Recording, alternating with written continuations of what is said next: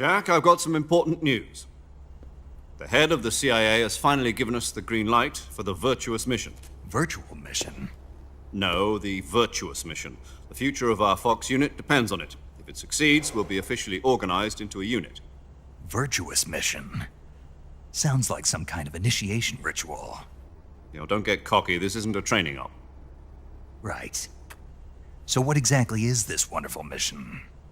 Well, about 2 years ago, a certain Soviet scientist requested asylum in the West through one of our moles. His name is Nikolai Stepanovich Sokolov.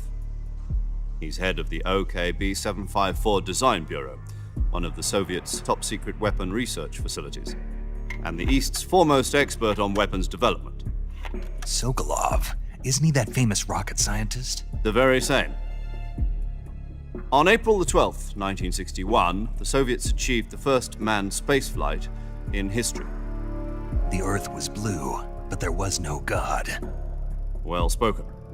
The rocket that carried Yuri Gagarin to orbit was the A-1, known as the Vostok rocket. Sokolov is said to be the man most responsible for the multi-engine cluster used in that rocket. After Gagarin's flight, Sokolov left rocket development to become the head of the newly established Design Bureau.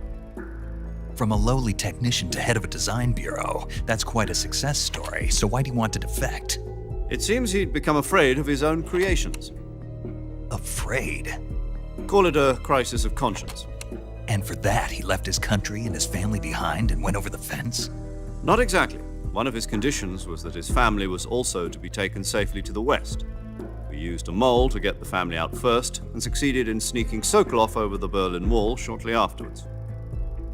I was the one who conducted the operation. The security on the eastern side was still full of holes back then. Then what? We got Sokolov over in one piece, but the whole ordeal had left him exhausted, and we checked him into a hospital in West Berlin. It took him 2 weeks and more than 600 miles to get from the research facility in the Soviet Union to Berlin. He was in no condition to say anything coherent. And it was only a week later that we had something much bigger on our hands. The Cuban Missile Crisis. October the 16th, 1962, President Kennedy received word that the Soviets were in the process of deploying intermediate-range ballistic missiles in Cuba.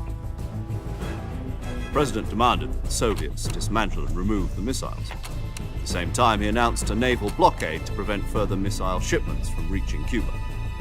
But the Soviets didn't back down, instead placing their armed forces on secondary alert. Soviet transport ships carrying missiles continued on course towards Cuba. US and Soviet forces went on alert for an all-out nuclear war. Frantic negotiations were conducted through the UN's Emergency Security Council and unofficial channels to end the hair-trigger standoff.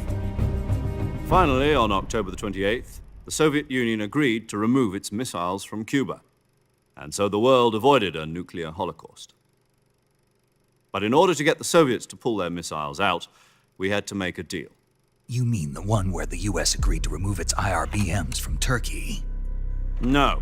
The Jupiter IRBMs deployed in Turkey were obsolete, and we were going to get rid of them anyway. They had no strategic value whatsoever to either the US or the Russians. The Turkey deal was a ruse, a cover story that was fed to the other intelligence agencies around the world. So what did the Russians really want? Sokolov. They wanted us to return Sokolov. You mean the Soviets pulled out of Cuba just to get their hands on Sokolov? That's right. What the hell was he working on? At the time, we had no idea. We were running out of time. It was either give up Sokolov or risk full-scale nuclear war. In the end, we had no choice. President Kennedy gave in to Khrushchev's demand. The next day, I got Sokolov out of the hospital, handing him over to agents on the eastern side. Sokolov kept on screaming, "Save me," until he disappeared from my sight. Then a month ago, we received some new information from one of our moles. About Sokolov? Yes. He was taken back to the research facility and forced to continue working on the weapon in question under KGB supervision. What's more, it's on the verge of completion. So what kind of weapon is it? Something to do with space rockets? No, missiles. Same technology. I guess you're right. We don't know the details, but it appears to be a new kind of nuclear device. For half a year now, the Soviets have been conducting frequent nuclear tests at Semipalatinsk. Something to do with the weapon, I assume. We're talking about a secret weapon so big that Khrushchev was ready to pull out of Cuba to get it back. Is Sokolov still in the facility?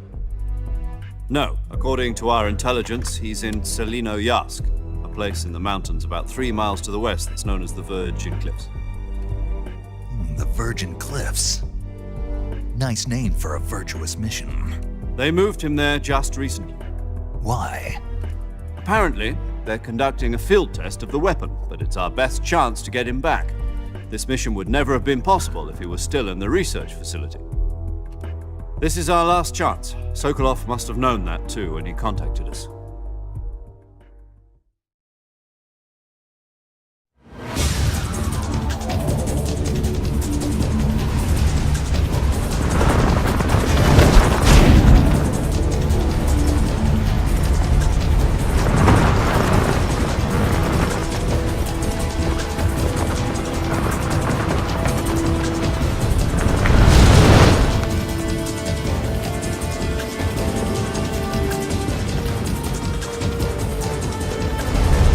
Listen up, Jack. Your mission is to infiltrate Selino-Yarsk in the Soviet mountains, ensure the safety of Sokolov, and bring him back to the West.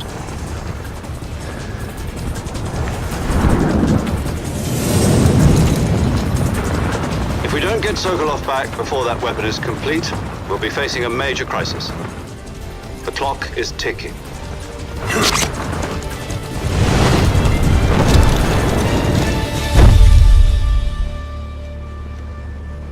Once we've confirmed the rescue of Sokolov, stand by at the recovery point. A recovery balloon will be dropped at that point. Helium will be pumped into the balloon to inflate it. The process takes about 20 minutes. Once it's complete, the gunship's arm will latch onto the balloon and pull it up. The Fulton surface-to-air recovery system. I'm familiar with the theory. Take it easy. It's been combat-proven. Do you think Sokolov is up to it? The shock will be less than during a parachute jump, and the arm can handle up to 500 pounds. So you're planning on going over the border in a single combat talent? She's equipped with two 6-barrel 20mm Vulcan cannons, as well as two 40mm machine guns. Sounds like she could hold her own against a battalion of tanks. Even with the fuel in the reserve tank, we're facing a 4-hour time limit. If all goes well, it shouldn't take more than a few hours. Home in time for dinner. But if anything goes wrong, you'll be eating dinner, breakfast, and all the rest of your meals in the jungle.